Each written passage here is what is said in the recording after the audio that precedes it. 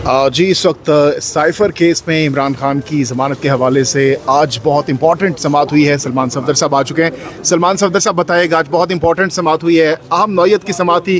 क्या हुआ और अब ये केस ख़त्म होने जा रहा है, क्या डायरेक्शन दी गई है?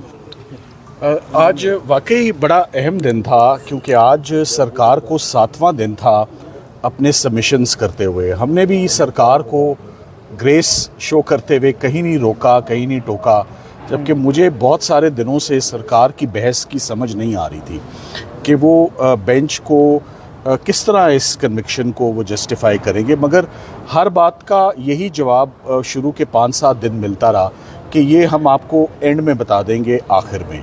तो आज मेरा ख्याल है वो दी एंड हो ही गया, आज वो दिन आ गया। और आज भी जब कुछ सवाल पूछे गए तो जिनके नतीजे में सरकार ने कहा कि कुछ देर के बाद इनके जवाब देते हैं, तो जिस पे मजबूरन मैंने कहा कि आज आखिरी दिन है, अगर अब नहीं तो फिर कब। सो आज आपको ज़रूर इन सवालात के जवाब जो हैं वो देने हैं। बेंच बार बार आज एक ही बात पूछता रहा कि आप ये बता दें कि आपने साइफ़र को एग्जिबिट क्यों नहीं किया, साइफ़र को पेश क्यों नहीं किया, उसके कंटेंट्स पेश क्यों नहीं किए, साइफ़र की किताब जो साइफ़र की मूवमेंट को या साइफ़र के की एहतियात से जो रिलेटेड है, आपने वो किताब देने से क्यों इनकार किया। तो ये तो बेस्ट एविडेंस था, इस बेस्ट एविडेंस को विदहोल्ड कर ही नहीं सकती थी सरकार, इसको अपनी स्लीव्स में रख ही नहीं सकती थी। आज बार बार जज साहिबान पूछते रहे सरकार से कि आप ये बताएं कि ये जो कम्युनिकेशन जिसे आप कहते हैं कि हुई है, ये किस दुश्मन मुल्क के साथ इसको शेयर किया गया है और इससे क्या पाकिस्तान को नुकसान हुआ है या क्या किसी बैरूनी ताकत को इसका फ़ायदा हुआ है। तो किसी भी बात का कोई जवाब जो था वो नहीं था।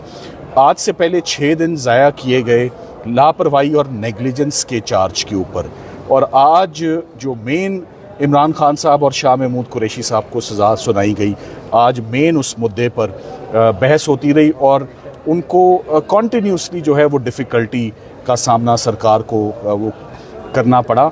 तो बात यही है कि ये केस पाकिस्तान की हिस्ट्री का मेरा ख्याल है बड़ा बदकिस्मत केस है कि इसमें आज दिन तक मेरा ख्याल है कि सबसे एक्सपेंसिव ट्रायल होगा, सबसे एक्सपेंसिव अपील होगी। नेशनल एक्सचेकर का बहुत नुकसान हुआ है इस केस में, क्योंकि इस केस से पाकिस्तान का ना सिर्फ इमेज ख़राब हुआ है बल्कि अदालतों का वक्त भी ज़ाया हुआ है। ये फ्रिवलेस विक्सेशियस केस था और ये बरियत की तरफ बड़ी तेज़ी से बढ़ता हुआ मुझे नज़र आ रहा है एटलीस्ट, और मैं एक्सपेक्ट कर रहा हूँ कि कल इसमें दलाइल मुकम्मल हो जाएंगे दोनों पार्टीज़ के। मैं अपने दलाइल ऑलरेडी बड़े तफसीली दे चुका हुआ हूँ और कोई एंगल ऐसा नहीं है जिस एंगल पे हमने जजेस को मुतमईन ना किया हो। सो ये केस 100% जिसे कहते हैं ना, beyond the shadow of doubt, इसको डिफेंस ने डिमोलिश और डिस्ट्रॉय कर दिया हुआ है और इसका इनएस्केपेबल अनअवॉइडेबल कंक्लूजन एक ही है, इक्विटल, प्योर एंड सिंपल। एक लफ्ज़ शाह महमूद कुरैशी साहब के मुतल्लिक 7 दिनों में नहीं बोला, तो कैसे शाह महमूद कुरैशी साहब को आपने, और आफरीन है दोनों हम मेरे क्लाइंट्स पर, इमरान खान साहब पर भी और शाह महमूद कुरैशी साहब पर भी। गर्मी की शिद्दत आपके सामने है, अदालत का भी इस वक्त अंदर टेम्परेचर जो मैनेज नहीं हो रहा, गर्मी अरूज पर है। ना हमने इसमें आज दिन तक ज़मानत मांगी है, बल्कि बड़े सब्र से जब सरकार का दिल किया तो उन्होंने सर्दी में जल्दी जल्दी केस रातों रात निपटा दिया, और जब सरकार का दिल किया तो शदीद गर्मी में आहिस्ता आहिस्ता धीरे धीरे उन्होंने इस केस को हल्की आंच पर चलाया है। तो वो भी चला कर देख लें कि क्या निकलता है इस केस में।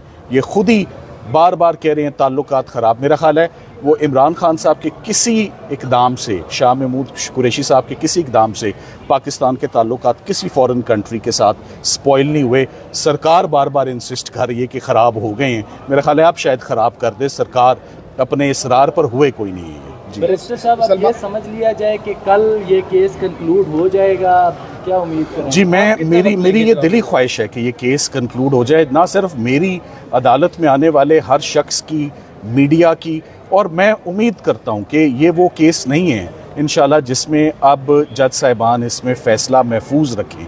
आज जज साहिबान का जो रिएक्शन था कि आज उनको कुछ अच्छी बातें बताई जाएंगी, वो जिसे कहते हैं ना, save the best for the last, मगर कुछ भी नहीं था।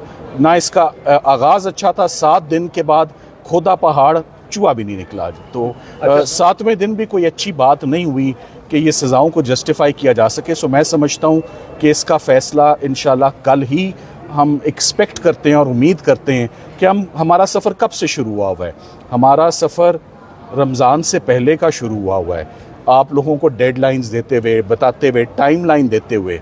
मगर मैं वही जैसे आपको कहा कि शदीद गर्म, मैंने सर्दियों में केस शुरू किया था, एक गर्मियाँ आ गई हैं। सो उम्मीद करते हैं कि आप जजेस को इसमें मज़ीद क्लैरिटी या मशावरत के लिए मेरी ऑब्जर्वेशन में टाइम दरकार नहीं होगा, फ़ैसला कल ही आएगा है इसका। अच्छा, अगर उनके हक में फैसला आ जाता है इमरान खान साहब के हक में, तो क्या इसको चैलेंज भी किया जा सकता है प्रोसिक्यूशन की जानिब से? देखिए, इसमें honourable supreme court of Pakistan के 3 फाजिल जजेस ज़मानत की, ऑल्दो ज़मानत की हेयरिंग बड़ी टेंटेटिव होती है, वो ज़मानत की हेयरिंग में एक बात पर अगर आपको याद हो तो ऑनरेबल मंसूर अली शाह साहब नाराज़ होते रहे इस बात पे जब उन्होंने कहा कि साइफ़र किधर है, तो उन्होंने कहा वो तो सीक्रेट है, वो हम ना आपको दिखा सकते हैं ना हम केस में देंगे। उन्होंने कहा ये क्या बात हुई कि क्या अदालत से भी कोई डॉक्यूमेंट जो मेन डॉक्यूमेंट हो जिस पर आपने सज़ाएं सुनाई हो, क्या वो सीक्रेट रखा जा सकता है?